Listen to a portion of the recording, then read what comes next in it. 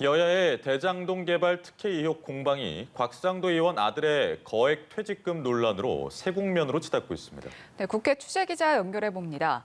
방현덕 기자, 오늘 더불어민주당이 국민의힘을 향한 파상 공세에 나섰다고요?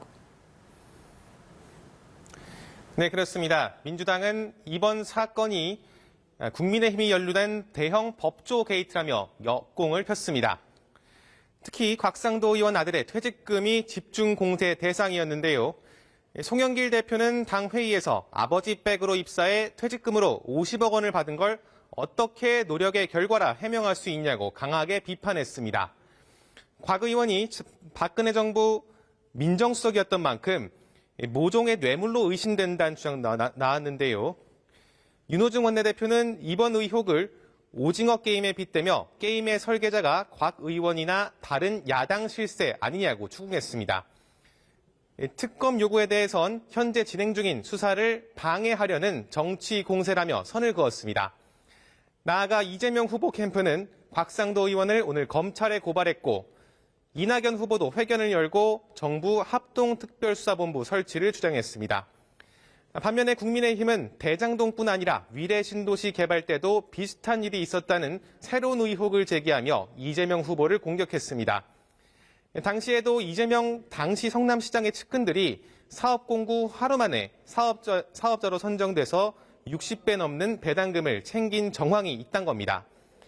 김기현 원내대표는 이재명 후보든 곽상도 의원이든 다 묶어서 특검을 하자며 민주당을 향해 시간 끌지 말라고 압박했습니다. 국민의힘 의원들은 오늘 성남시청을 항의 방문하기도 했는데요.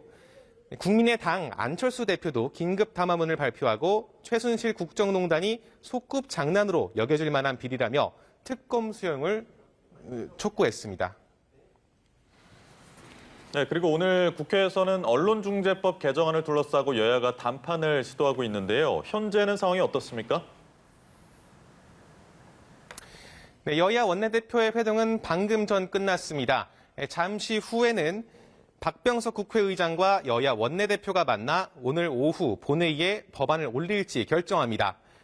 여야는 징벌적 손해배상 제도와 기사 열람 차단 청구권 등을 법안에 넣을지를 두고 어제까지 11차례 협의체 논의를 했는데 결국 입장차를 좁히지 못한 상황입니다.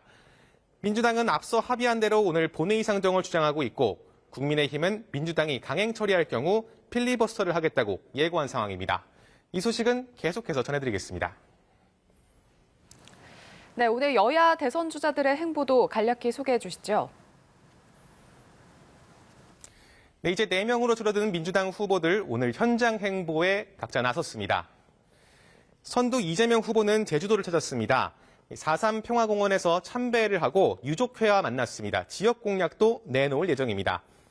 이낙연 후보는 부산입니다. 천주교 부산교구와 부산 범어사를 예방하고 자영업자들과 만나 위드 코로나 전환을 촉구합니다.